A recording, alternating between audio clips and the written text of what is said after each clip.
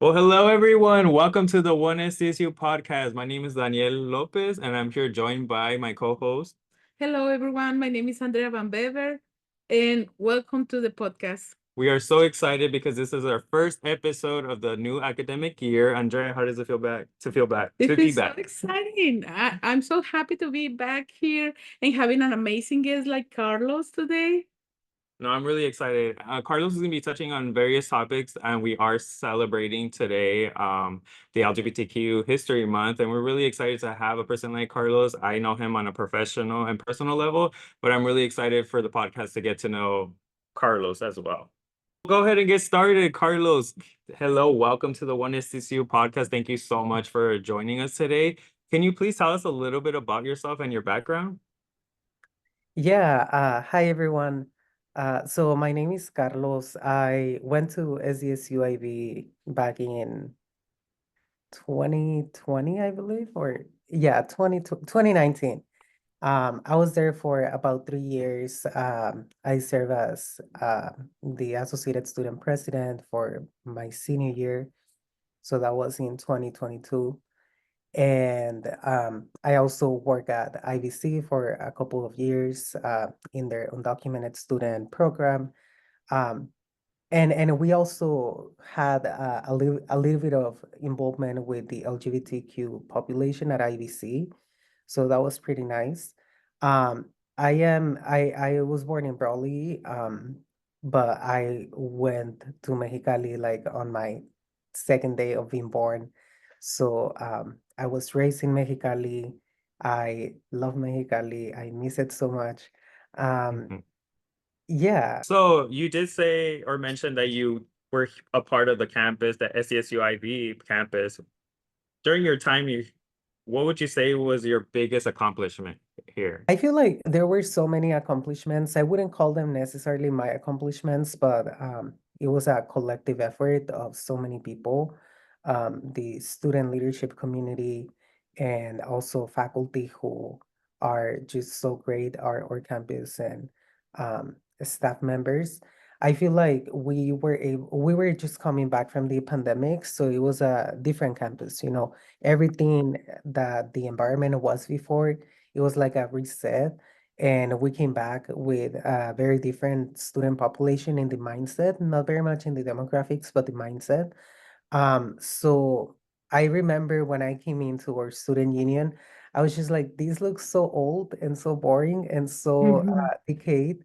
So I wanted to see art in the student union. I wanted to make it feel more like home. I don't know if the murals are still there, but we opened a Yes, competition they for are. student. Yeah, we opened a competition for students to submit some artwork, and then we had a local artist coming to SCSUIB to paint those murals. And I think that is a good significance of the work that we can do. In a more academic level, we were able to um, participate in the hiring of the first Chicana Dean for SCSUIB. So I think that is a huge accomplishment for the representation of our community.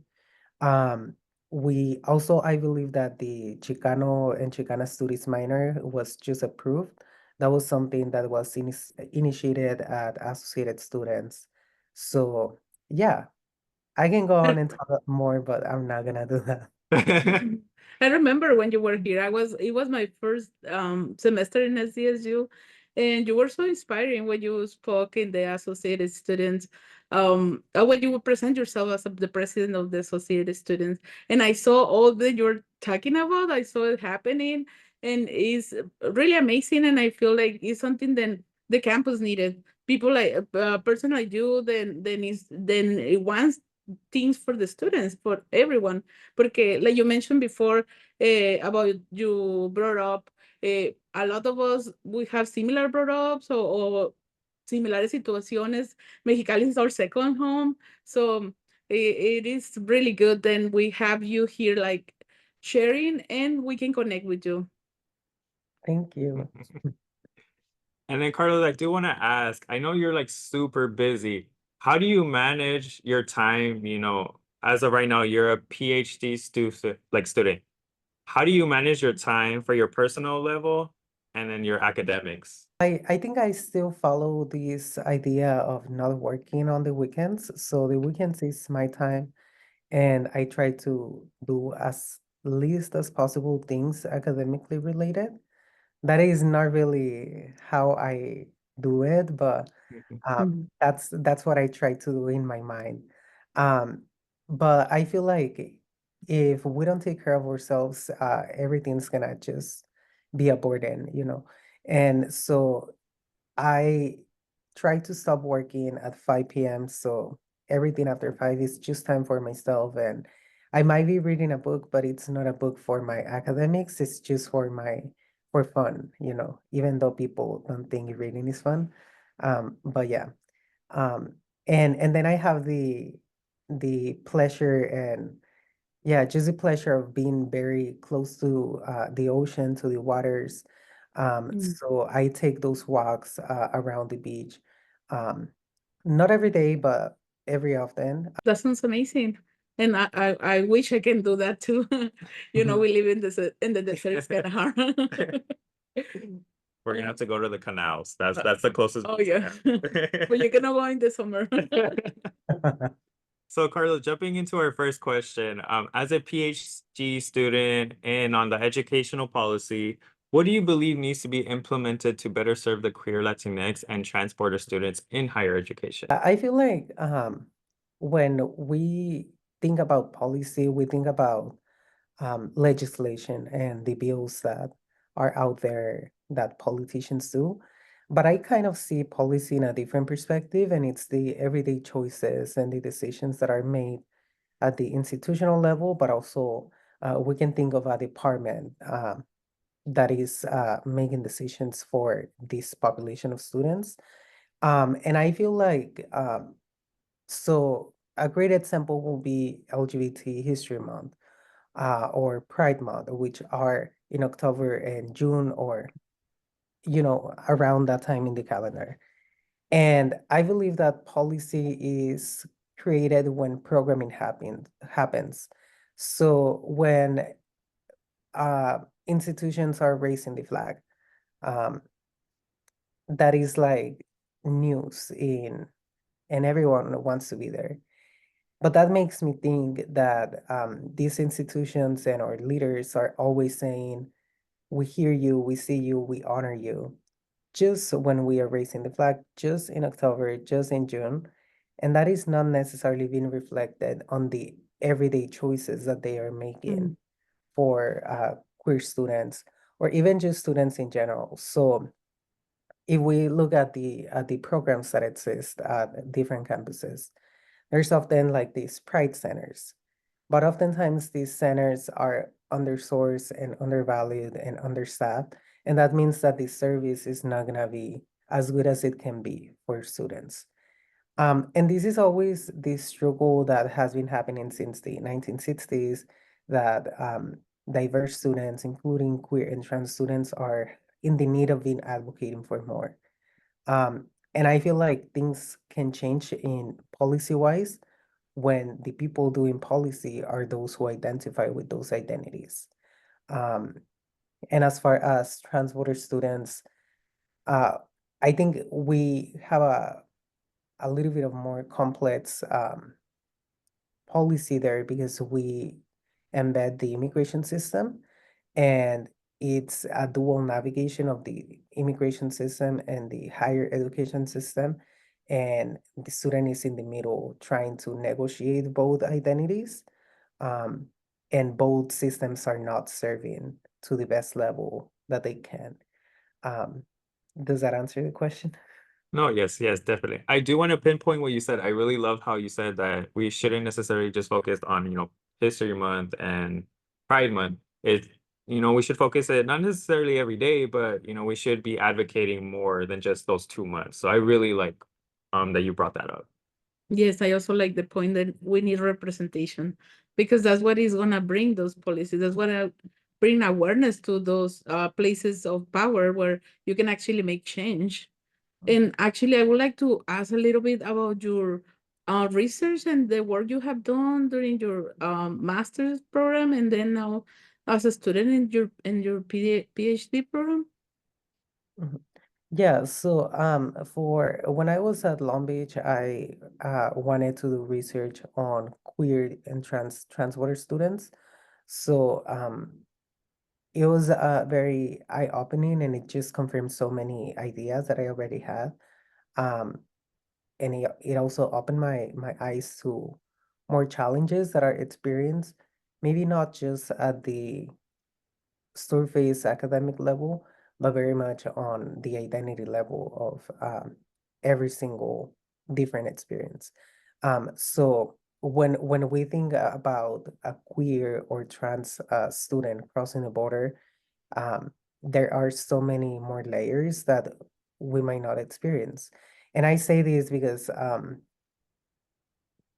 for students who are trans and very visibly trans, there are more challenges and more complications when they cross the border that attack on their humanity, you know.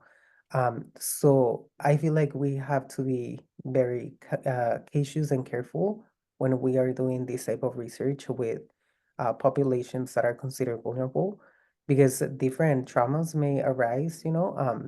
Andrea, I think you know you're a student in social work, so Mhm. all of these are challenges that occur when we want to know about more experiences. Um, so it was a really nice experience. But more than that, I just felt very honored on being given the trust to share their stories, and ultimately how I'm taking those stories to elevate it to change policy, you know? And then Carlos, when you were doing the research for your thesis, did you have any struggles while doing this research? I mean, yes, but I was just so excited about doing it that I looked at struggles just as an opportunity for learn. Um, but I also feel like it was easy for me to have access to this community because I'm part of that community. So I feel like when you're just aligned and embedded in the same type of activism and just being there with this community, it's easy. And you come from a place of love and passion to do it.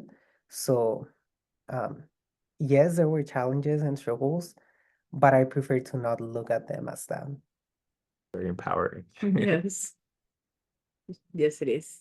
And now that you are in your PhD, you will continue that research? Yeah, I feel like I could never separate who I am, and that comes as uh, in any type of research that I do. Um, I think I mean, I'm gonna be here for 5 years, so there's more areas that I'm interested in, Mm. but definitely I plan on continuing this. That sounds great. I think it's really necessary because if we have research to back up our arguments, it will give more power, more, ¿cómo se dice? Como va a ayudar a que el cambio sea más fácil, o por lo menos que no sea tan difícil que nos digan que no. And then speaking about the LGBTQ community, I know it's always growing. There's always new information out there. There's always new updates. Do you think you can briefly explain what each letter represents in regards to the LGBTQIA2S plus community? And can you explain briefly what the terms that we are not familiar with and what they mean to others? Yeah, so the L stands for lesbian, the G for gay, and then bi. And then the T is an umbrella for trans identities. Okay. Um, Mm. the Q can stand either for queer or questioning. So queer is also an umbrella term that is used for all orientations. Um, LGBTQ. The I, it stands for intersexual. That means folks that have different characteristics that may not align with male or female bodies. So it stands for that. The A stands for asexual, meaning people who have very low or lack of sexual attraction or interest in reality. And that one has so many different types of asexuality. I can think of demisexual, who are those who can only engage in sexual activities when there is love in between or romantic affection.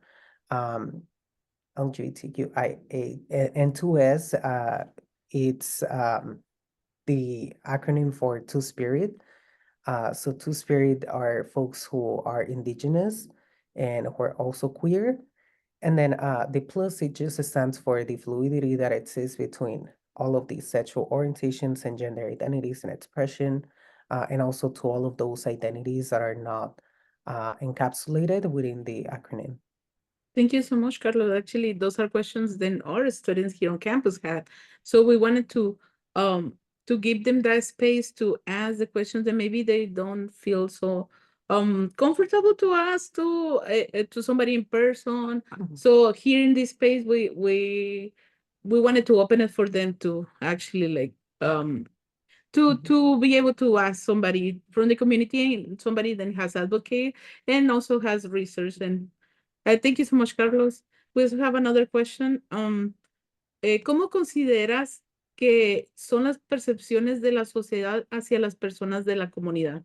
Creo que depende. Siento que cuando hablamos de una sociedad se tiene que entender de todos los tipos de gente que compone una sociedad. Es decir, como por ejemplo, podemos pensar de San Diego, que se considera una ciudad liberal, am, pero no podemos decir que todos los que componen esa ciudad o esa sociedad son liberales.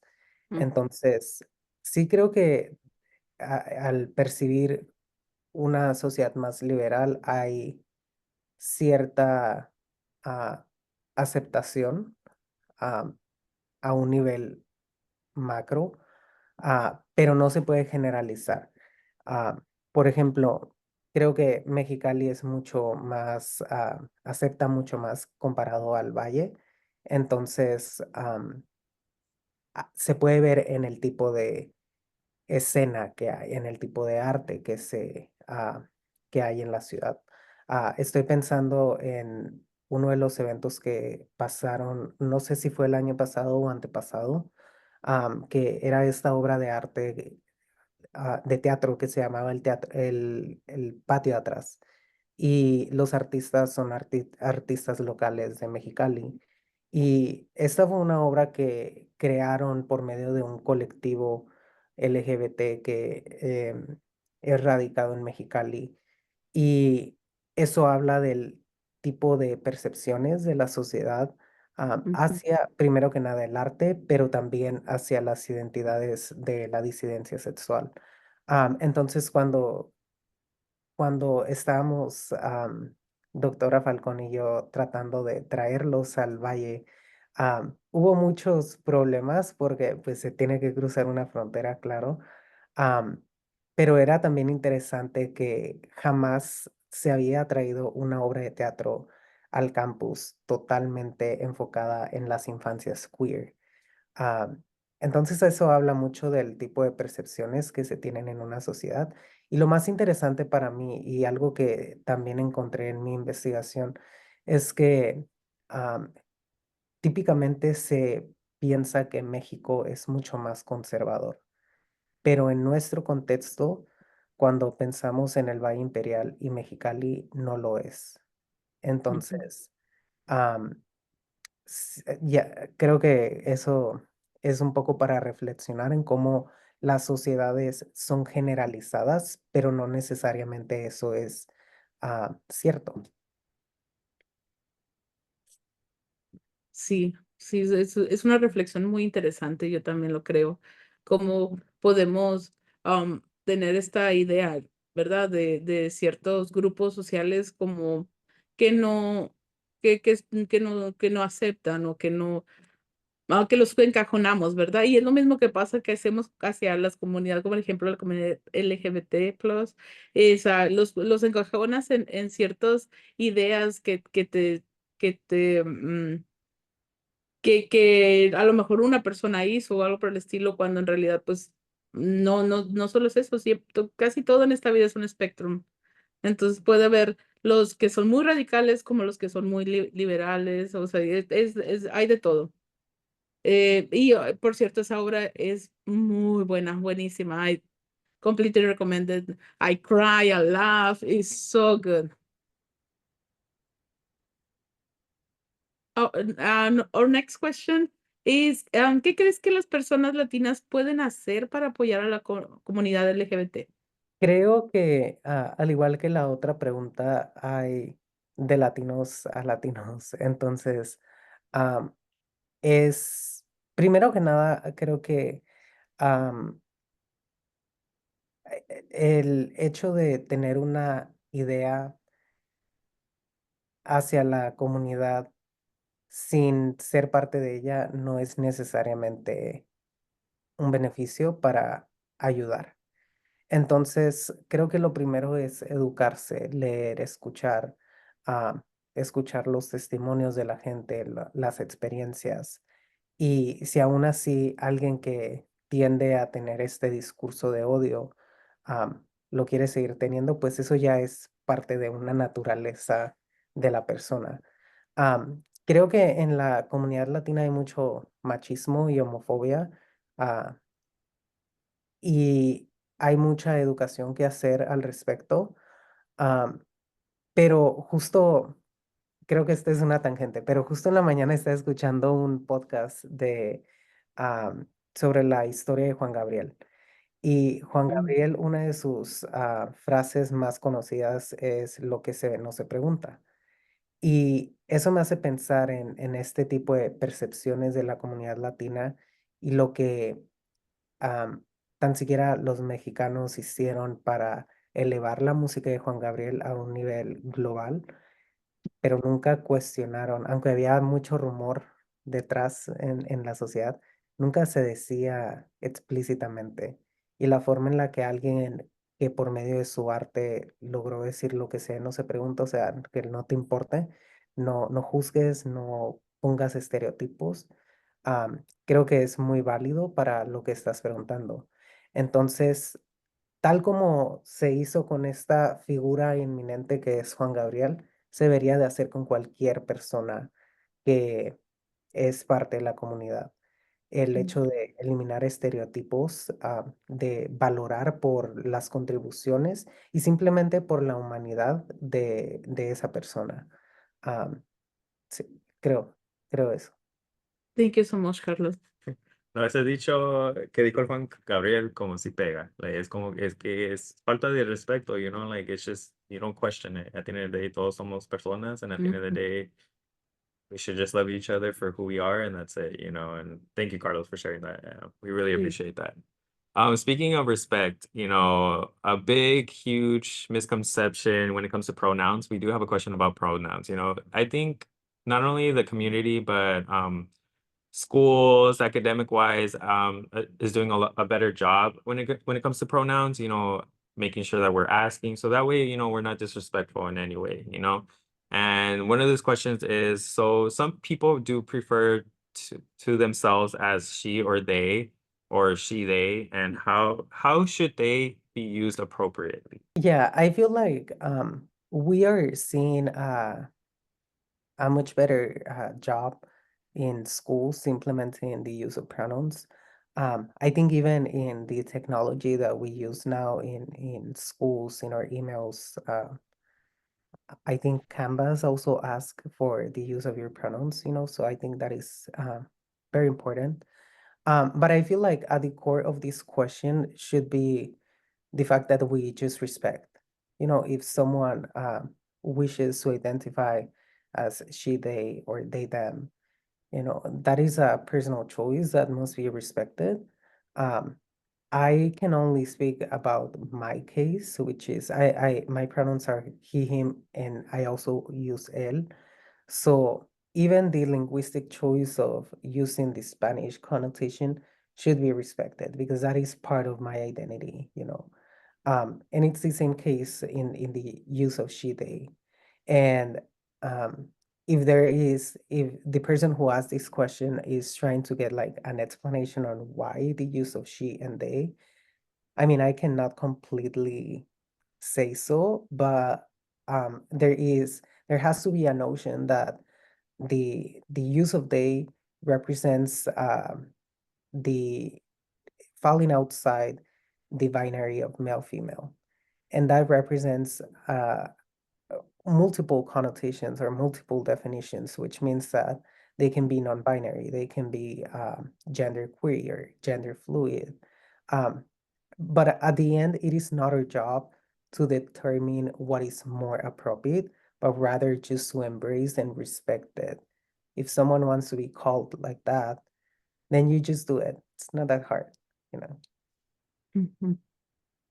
I think it's very important to like, it's not our job to judge either. You know, at the end of the day, these people identify with these terms, and at the end of the day, that's what it is, you know. And thankfully, I've been able to do a little bit more research in regards to that, and you know, just to be, you know, a well-rounded ally for the community. I think it's really important for us as allies to do research because, like I said, this community is always constantly growing, changing, new information is, you know, being out there. So I think us, not only as, you know, allies, but staff here at San Diego State Imperial Valley, we are representing our students. So I think it's really important for us to be doing the constant research so that way we can better serve not only the community, but our students here. But speaking of being allies of the community, people who do identify as being allies of this community, what can we do better to be more involved with the LGBTQIA community or better support in general? Yeah, I feel like one of the main ways that someone can be an ally is by putting themselves on the line of advocacy. You know, queer and trans people are a minority. So, but oftentimes, most of the advocacy, not just on queer issues and trans issues, but on every social issue, are carried by people from the social minorities.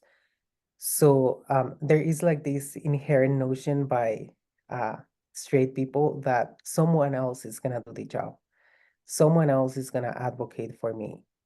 And at the end, those who have the biggest repercussions, human-wise and social-wise and in their well-being, is the social minorities. So whether it is a queer person, a trans person, or someone within racial minorities. So I feel like there can be a lot of more advocacy that can be done by our allies, and that can be in different levels.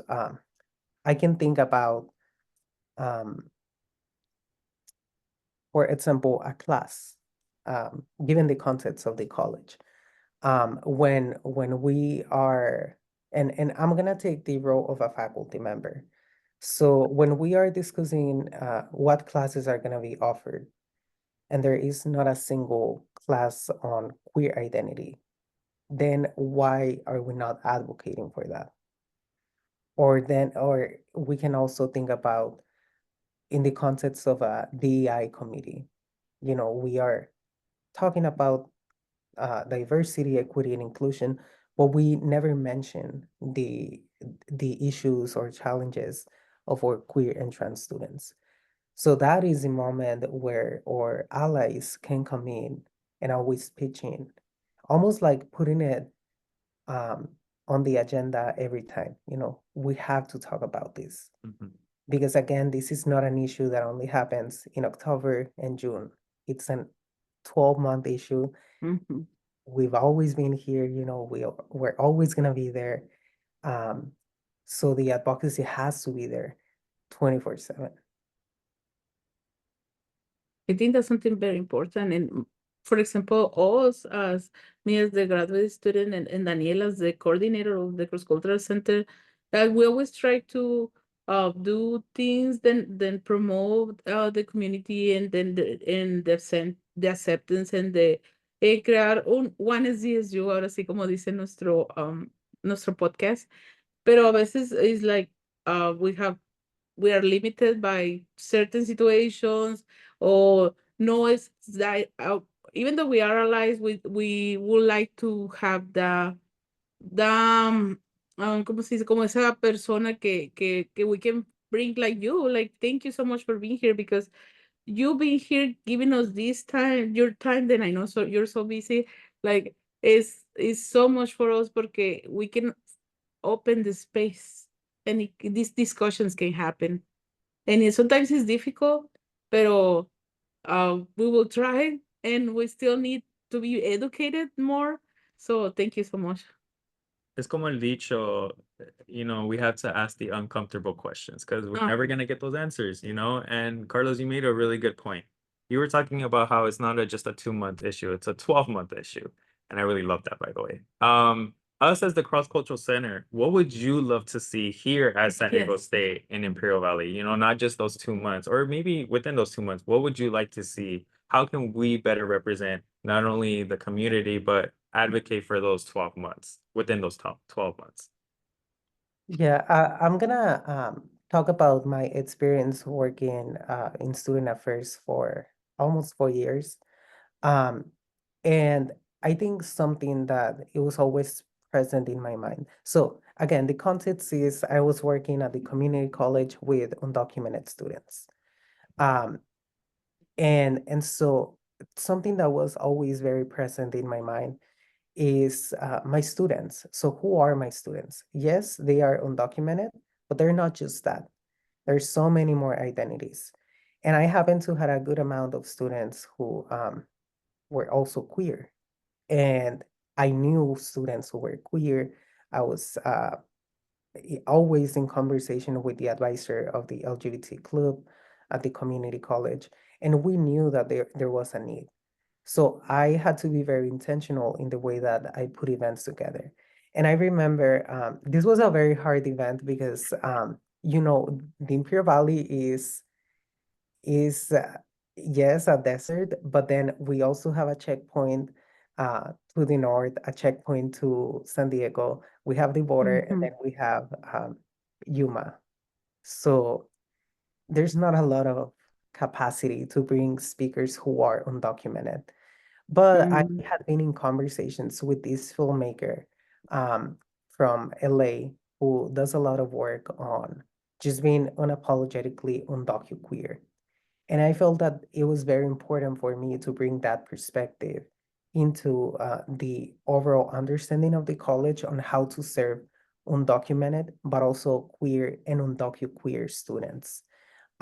So there were challenges, as we mentioned previously, struggles on bringing the person down here. We had to do it remotely, but then we hosted a very nice event with food for our students and, all of that stuff. Um, but I believe that behind every type of programming that someone does and that the institution is promoting, there has to be an intentionality and and a perspective of intersectionality. So understanding why we are doing this work and to whom we are doing it, and understanding that our students are not just Latinx students, they're not just first generation students, they're not just um, the multiple identities that they are in one person, and then multiply that in the enrollment that we have. So we have to be intentional in targeting all of those students so they can feel like they belong in our institutions.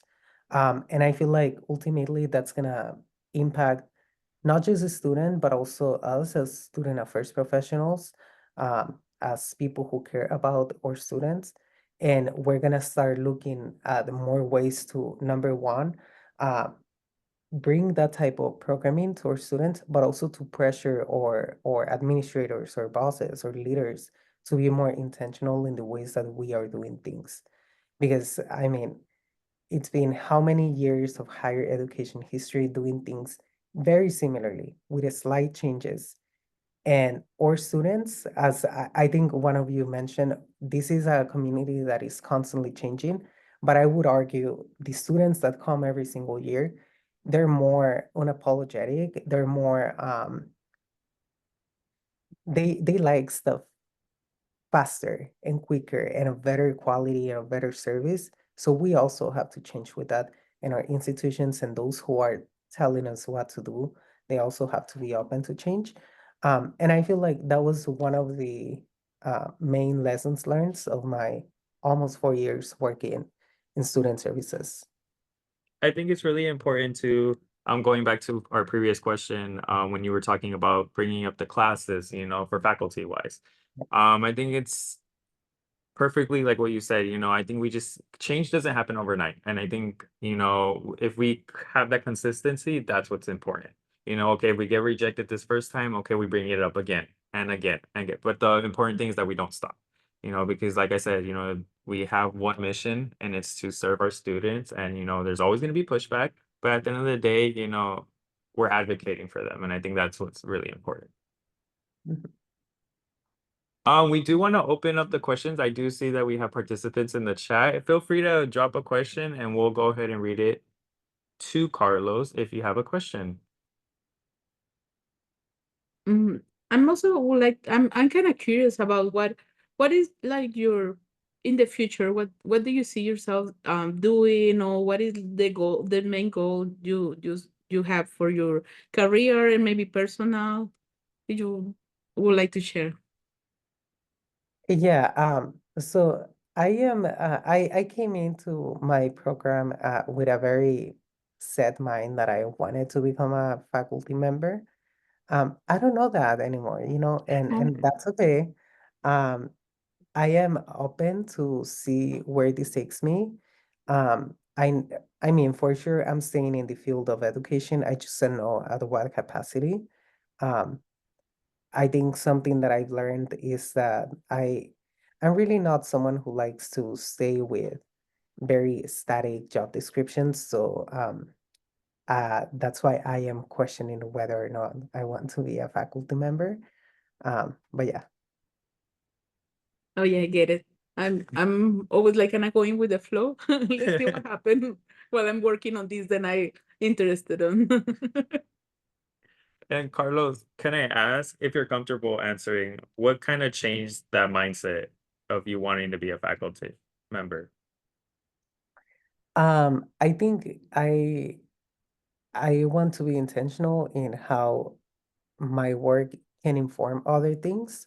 I feel like there can be so within the faculty position, you can do a lot, but then you're also restricted on belonging to an institution. And I feel like my work doesn't really belong to an institution, but it belongs to my communities. And I feel like that will be a better service. But I'm open. And thank you for answering. Okay, so we do have a question from Melissa Marquez. She says, I'm curious about the two SLGBTQIA plus representation on campus at the moment. I was just at the Pride event and noticed that there was no representation from SDSU IV. How is our campus working to include these students as well as advocate and represent for two LGBTQIA plus issues? Do you have any thoughts on that, Carlos? From your experience at the ZHU? Yeah, so I had the uh, pleasure of serving in associated students with people that I call my best friends now. Um, and we were always um, just very proactive in making sure that our institution was represented in those events. Um, and I was also involved with the Pride Center in El Centro. So I think it was, and Susana was also an advisor for one of our clubs that is very much queer centered.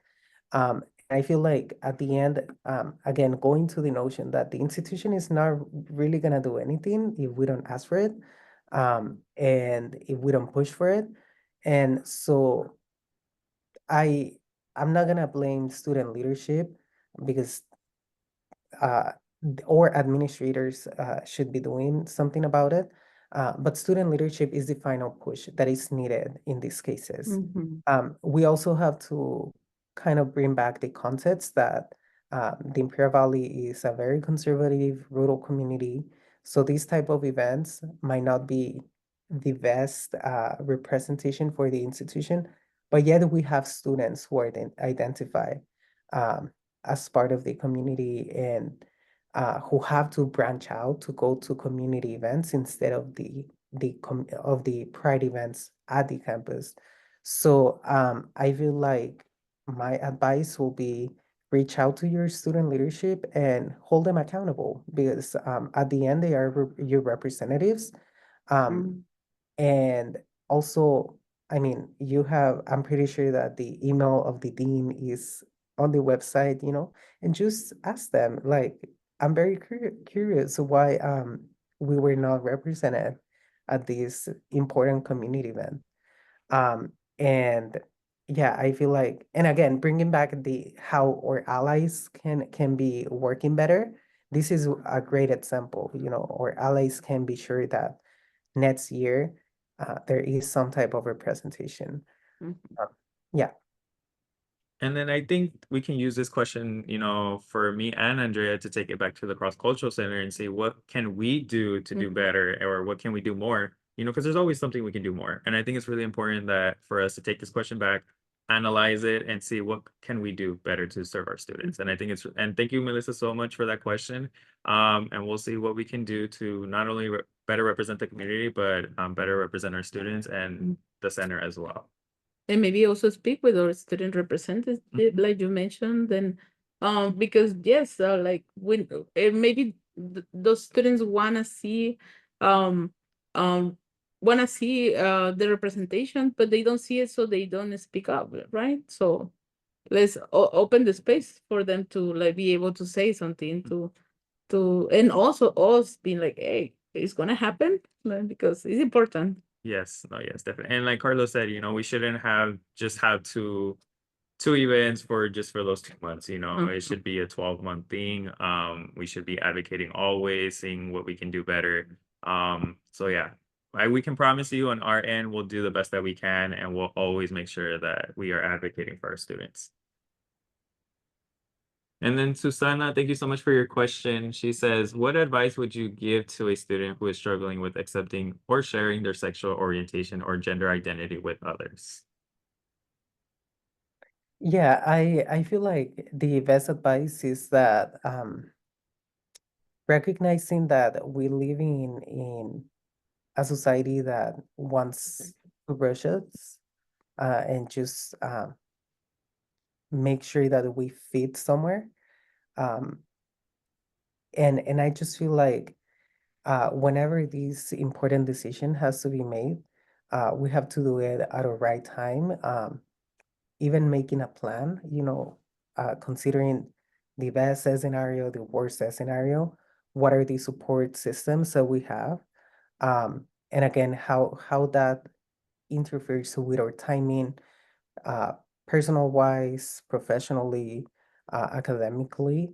I know that there's folks who prefer to share their sexual orientation once they are economically stable. And if that is the case, then just do that, but make sure that there is a space where you can feel affirmed and and validated.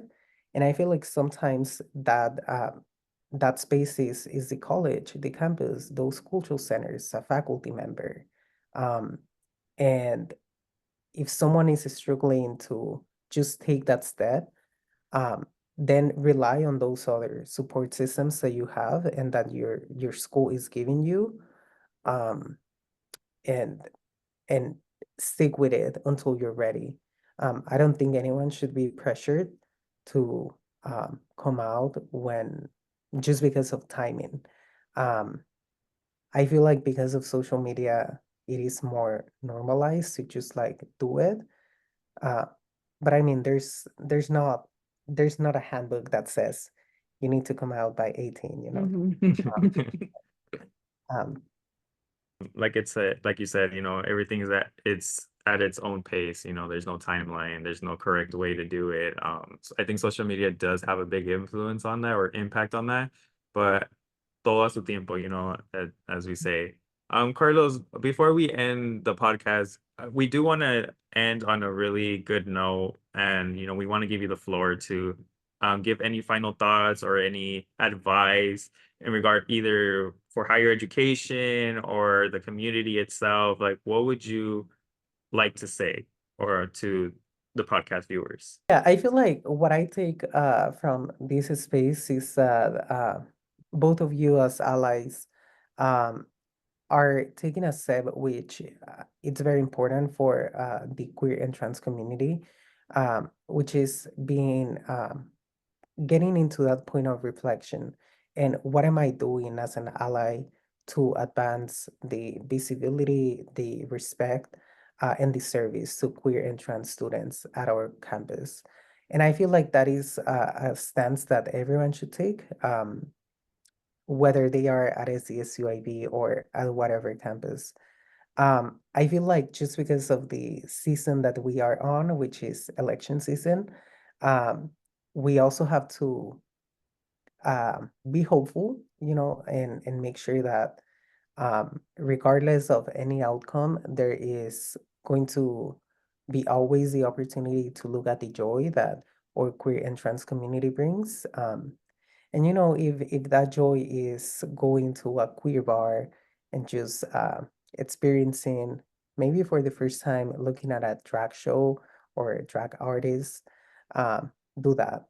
If that joy that queer and trans folks experience by reading literature about queer and trans people, I invite you to also do it, especially in these times that our literature is being banned at different states.